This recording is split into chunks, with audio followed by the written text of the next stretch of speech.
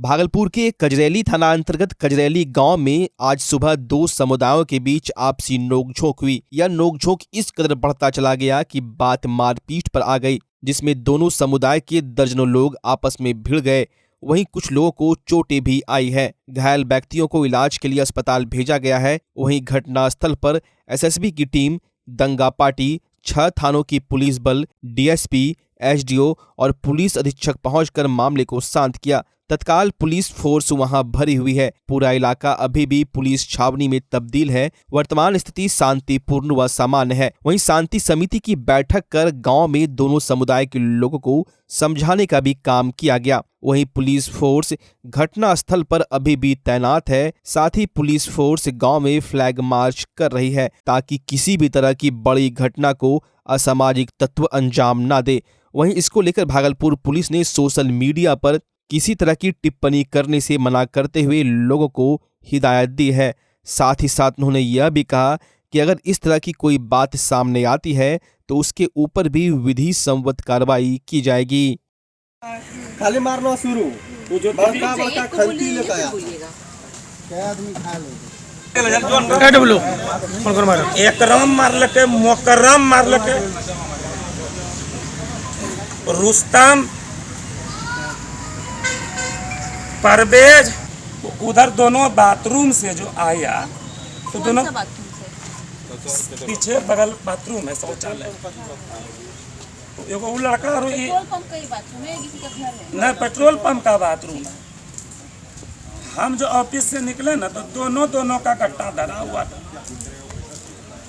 तो हम गए, ये भी आ गया उधर से, हम पीछे मारो जो बस जब बोले ना तो 15-20 होता दीदी, बस सबको दीदी देना मतलब चालू कर दिया। हमारा पास पैसा था दीदी 27,000 में ईंटों में ईद आ गया दीदी। और इसका 27,000 पेट्रोल पंप वाला मोबाइल भी ले लेके वो लिया है। एकरम और मोचम सिपाही है दीदी। हाँ सिपाही है दीदी, रिटायर कर गया है दीदी।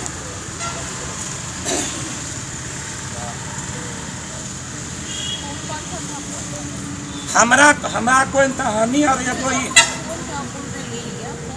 हमरा पैसा लिया एकरम ने और मोचम सिपाही ने। आप मोबाइल भी लिया है दीदी। मोबाइल छोटका दीदी था हमरा और नोकिया सैमसंग का था दीदी। हम झूठ नहीं बोलेंगे। छोड़ा यहाँ बस एगो मेरा जो बेटा आया दीदी कि क्या झगड़ा कर हमारा बेटा को जो दीदी मारा न मस्तक पर, उसी जगह बेहोश हो गया दीदी। और उसके बाद हमारा भतीजा को कान्हा पर उठा के ले जाके दीदी वो मोहम्मदन टोली था दीदी, उसी में ले जाके केबलों में पैक करके बीरेन हेमरेज है दीदी। इनके ज़्यादा दीदी भर्ती है। कजरैली थाना अंतर्गत एक पेट्रोल पंप है, वहीं पे 2-3 लोगों के बीच में लड़ाई शुरू हुई। उसमें फिर अगल बगल के गांव वाले इन्वॉल्व होने शुरू ही हुए थे। तत्काल थाना वहाँ पहुँचा, फोर्स पहुँचा और हम लोग भी पहुँचे, एसडीएम साहब भी पहुँचे और भारी डिप्लॉयमेंट के साथ उसको कंट्रोल किया गया। अभी स्थिति नियंत्रण में है और दोनों जो गाँव थे वहाँ पे फोर्स का डिप्लॉयमेंट है और फोर्स का डिप्लॉयमेंट आगे भी रहेगा। सर मामला आखिर मामला क्या था? मामले का हम लोग जांच कर रहे हैं। आगे जो तथ्य आएंगे आपको अपडेट कर दिया जाएगा। किसी पर्सनल रीज़न की वजह से लड़ाई शुरू हुई थी, उसमें फिर दोनों पक्ष इन्वॉल्व हो गए। तुरंत उसको कंट्रोल किया गया और उसकी जांच करके जो भी इनमें इन्वॉल्व हैं दोनों पक्षों की तरफ से डिटेन किया जा रहा है और कार्रवाई की जा रही है। और इन्वेस्टिगेशन में तथ्य बाहर आएंगे, उसके हिसाब से आगे की कार्रवाई की जाएगी। किसी की गिरफ्तारी नहीं हुई? अभी 4-5 लोग को दोनों तरफ से डिटेन किया गया है और आगे भी जो इन्वॉल्व है उनको जांच करके उनके ऊपर कार्रवाई की जाएगी। भागलपुर से एक सनसनीखेज घटना सामने आ रही है। शराब के नशे में धुत सिपाही जयबदन सिंह ने महिला सहकर्मी के साथ दुष्कर्म का प्रयास किया। महिला सिपाही ने जब शोर मचाना शुरू किया तब वहां दर्जनों सिपाही पहुंचे और इस घटना का विरोध करते हुए जयबदन सिंह को धक्का मारते हुए पुरुष बैरक तक ले गई। नौगछिया के न्यू पुलिस लाइन में बनी एक ही बिल्डिंग में नीचे पुरुष और ऊपर महिला सिपाही रहते हैं। देर रात सिपाही जयबदन सिंह ऊपरी बैरक में शराब के नशे में पहुंच गया। नशे में उसने महिला सिपाही के साथ दुष्कर्म का प्रयास किया। आरोपी जयबदन सिंह रोहतास की दिनारा का रहने वाला है। घटना की जानकारी मिलते ही तीनों थानों की पुलिस न्यू पुलिस लाइन पहुंच गई और आनन फानन में देर रात बिल्डिंग के सभी पुरुष सिपाहियों को हटाकर होम गार्ड के बैरक में शिफ्ट कर दिया गया। पुलिस अधिकारियों ने आरोपी सिपाही जयबदन सिंह को हिरासत में ले लिया और मेडिकल जांच के लिए अनुमंडल अस्पताल भेजा गया। जांच में पाया गया कि सिपाही जयबदन सिंह शराब पिए हुए थे। वहीं पुलिस महिला सिपाही को सारी बातों की जानकारी के लिए महिला थाने ले गई। इस घटना की सूचना नौगछिया थाना डीएसपी मुख्यालय सुनील कुमार पांडे, नौगछिया थाना प्रभारी भरत भूषण, मेजर और महिला थाना प्रभारी पूनम कुमारी को भी दे दी गई। बीती रात्रि सर पुलिस लाइन में कुछ मामला हुआ है, महिला सिपाही के साथ क्या मामला था सर? जानकारी मिलते ही जैसे जानकारी मिला तत्क्षण डीएसपी मुख्यालय को और सार्जेंट मेजर को वहाँ भेजा, जांच करवाया। जांच में बातें सत्य पाई गई। महिला पुलिसकर्मी के आवेदन पर एफआईआर दर्ज किया गया प्रॉपर सेक्शन में और उसे गिरफ्तार कर जेल भी भेजा गया और उसे जेल भेजा गया। हम इसे स्पीडी ट्रायल चला रहे हैं ताकि अन्य पुलिसकर्मी सहकारी जो सरकारी कर्मी हैं वो सबक ले लें कि अपने सहकर्मी से कैसा बिहेव करना है।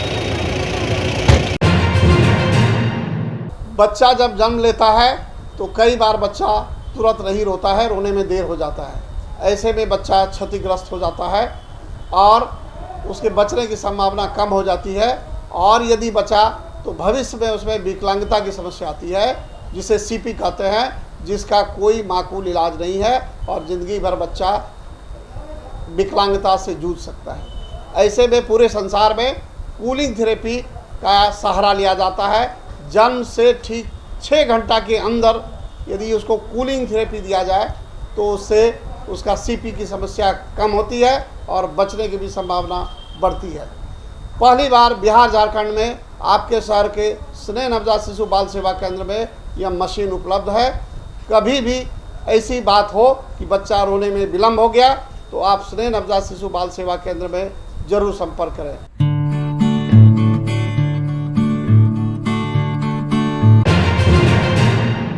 भागलपुर के जवाहरलाल नेहरू चिकित्सा महाविद्यालय का 53वां स्थापना दिवस मनाया गया। कार्यक्रम की शुरुआत फ्लैग होस्टिंग से हुई। गौरतलब है कि जवाहरलाल नेहरू चिकित्सा महाविद्यालय की शुरुआत 28 अक्टूबर 1970 ईस्वी को हुई थी। पहले यहाँ 50 सीटों पर डॉक्टर व प्रोफेसर की पढ़ाई की जाती थी। इसके बाद इसकी सीटों को बढ़ाकर 100 कर दिया गया और अभी 120 सीटों पर हर वर्ष कुशल डॉक्टर निकलते हैं और पूरे देश में अपनी सेवा देते हैं। साथ ही पहले यहाँ अंडर ग्रेजुएट पढ़ाई कराई जाती थी, लेकिन अब पोस्ट ग्रेजुएट की भी पढ़ाई हो रही है। 53वें स्थापना दिवस पर यहाँ के छात्र छात्राओं और शिक्षकों ने खेल प्रतियोगिता का आयोजन किया, जिसमें सबों ने बढ़ चढ़कर हिस्सा लिया और लोगों को जागरूक करने के लिए रैली भी निकाली गई। वहीं कॉलेज के प्रभारी प्राचार्य डॉक्टर अशोक कुमार भगत ने बताया कि अभी तक 2500 डॉक्टर अपनी पढ़ाई करके निकले हैं और पूरी दुनिया में परचम लहरा रहे हैं। सही पूर्ववर्ती छात्रों का 2 और 3 दिसंबर को एक बैच मीटिंग रखा गया है। वहीं medical officer medical of gynae department की डॉक्टर सीमा सिंह ने बताया, यह कॉलेज सने सने आगे बढ़ता चला जा रहा है। पहले कई सुविधाएं उपलब्ध नहीं थी, लेकिन अब सारी सुविधाओं से लैस यह कॉलेज छात्रों के लिए काफी फायदेमंद साबित हो रही है।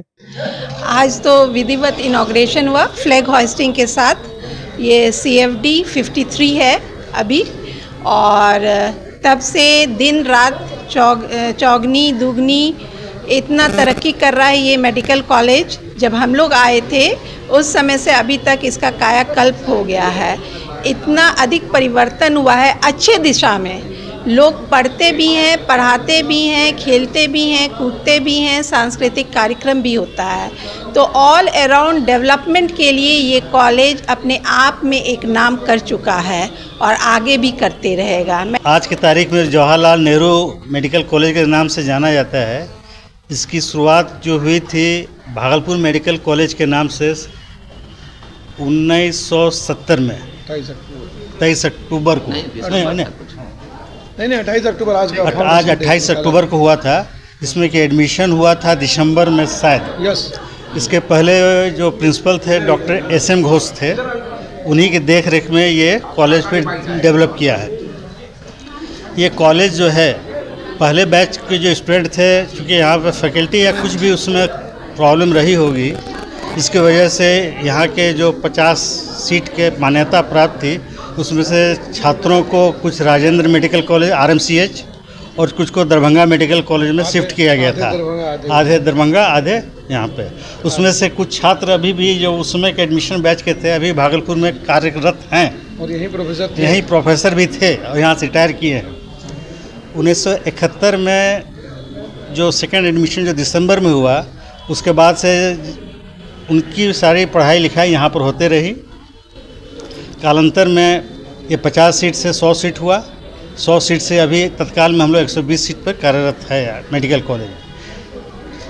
ये धीरे धीरे इसमें पहले केवल अंडर ग्रेजुएट की पढ़ाई होती थी, कालांतर में फिर इसमें पोस्ट ग्रेजुएट की पढ़ाई होने लगी। अभी करीब 60-70 छात्र जो हैं PG के यहाँ पर एडमिट होते हैं और अभी भी काम कर रहे हैं। तो इसका जो डेवलपमेंट है बहुत धीरे धीरे होता गया, लेकिन अभी काफ़ी अच्छी हालत में है। यहाँ के छात्र जो हैं करीब 2500 के आसपास पास आउट हो चुके हैं अभी तक UG में, और देश विदेश सारे जगह कार्यरत हैं। इनका भी ये बैच मीट भी होने वाला है शायद दिसंबर में, 2-3 दिसंबर को होने वाला है। तो सारे देश विदेश से और जो भारतवर्ष में कार्यरत है सारे छात्र यहाँ आएंगे।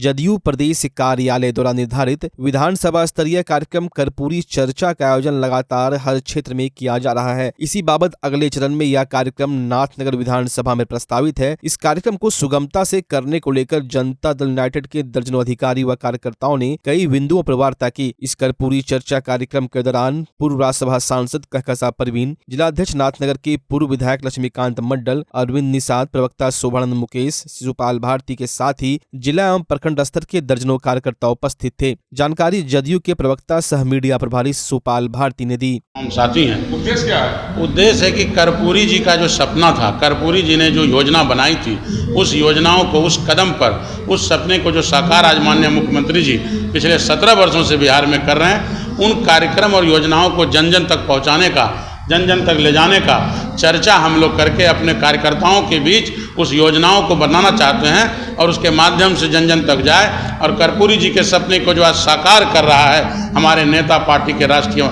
नेता, सम्मान्य नेता माननीय मुख्यमंत्री नीतीश कुमार जी, उनके कार्यों को जन जन तक पहुंचाने के लिए, कर्पूरी जी के सपने को साकार करने के लिए उसी उद्देश्य से आज कार्यक्रम किया गया है। उसी कार्यक्रम में हम लोग शिरकत किए हैं। 24 का भी कुछ तैयारी है क्या?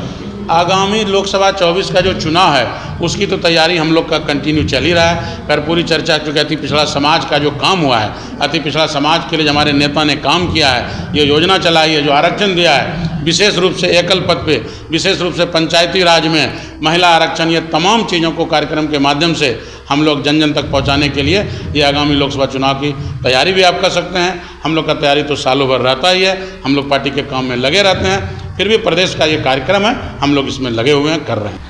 जो कर्पूरी जी के विचार हैं, जिस कर्पूरी जी के विचार पर हमें माननीय मुख्यमंत्री नीतीश कुमार जी जो चल रहे हैं, उसी बात को हम लोग आगे बढ़ा रहे हैं। हम लोग समाज को बता रहे हैं कि किस त्याग और समर्पण से इन्होंने सेवा की है। कर्पूरी जी की जो सोच थी उसको ज़मीन पर उतारा है।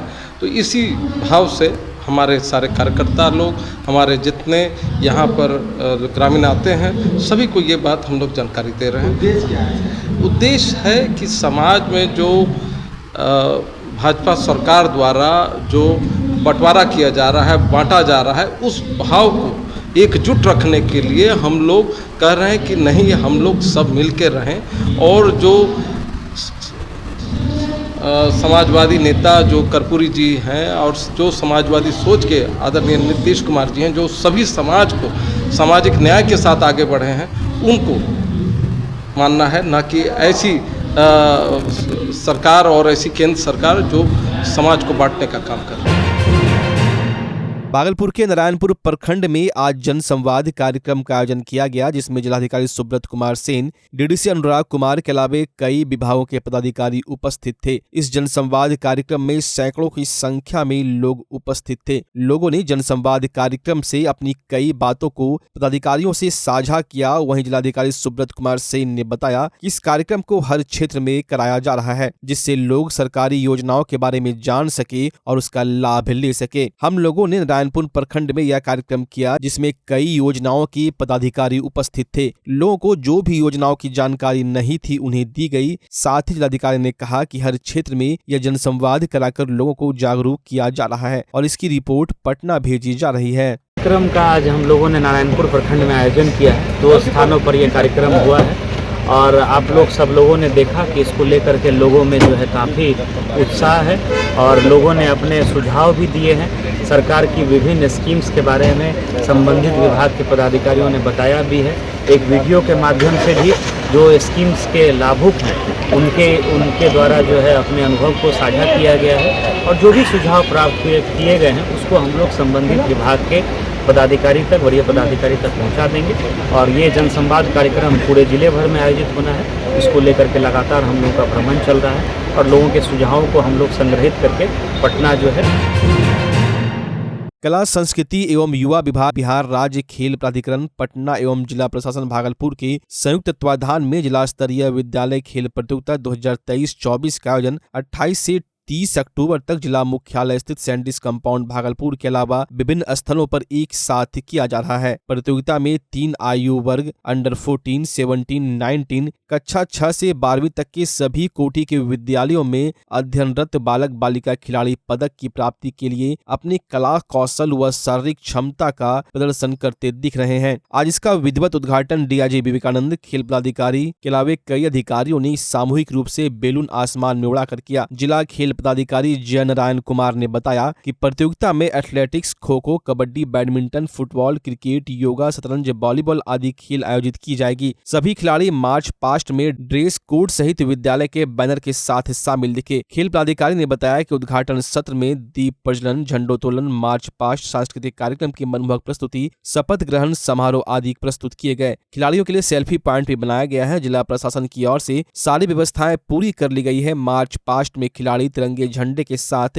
सैंडिस कंपाउंड भागलपुर में शान बढ़ाते दिखे। जिला स्तर पर विजेता, उप विजेता, प्रथम, द्वितीय एवं तृतीय स्थान प्राप्त करने वाले खिलाड़ियों को मेडल एवं ट्रॉफी से खेल के अंतिम दिन नवाजा जाएगा। आज उद्घाटन सत्र के बाद एथलेटिक्स एवं कराटे की सभी आयु वर्ग बालक बालिका की प्रतियोगिता कराई गई। साथ ही साथ कबड्डी बालिका वर्ग एवं खो खो बालक वर्ग की प्रतियोगिता तीनों आयु वर्ग में आयोजित की गई एवं क्रिकेट अंडर 19 बालक वर्ग का चयन ट्रायल आयोजित किए गए। देखिए, जिला स्तरीय खेल प्रतियोगिता का आज उद्घाटन किया गया है और काफ़ी संख्या में बड़े उत्साह से बच्चे जो है इसमें भाग ले रहे हैं और अच्छी खासी संख्या है और इतनी बड़ी भीड़ इस ग्राउंड पर मैंने पिछले 2 साल में नहीं देखी थी, तो यह निश्चित ही उत्साहवर्धक है और मुझे विश्वास है कि यहाँ से कई प्रतिभाशाली बच्चे निकलेंगे जो राज्य स्तर पर और नेशनल स्तर पर अपना परचम लहराएंगे और इसमें से हमें नई प्रतिभाएं भी मिलेंगी।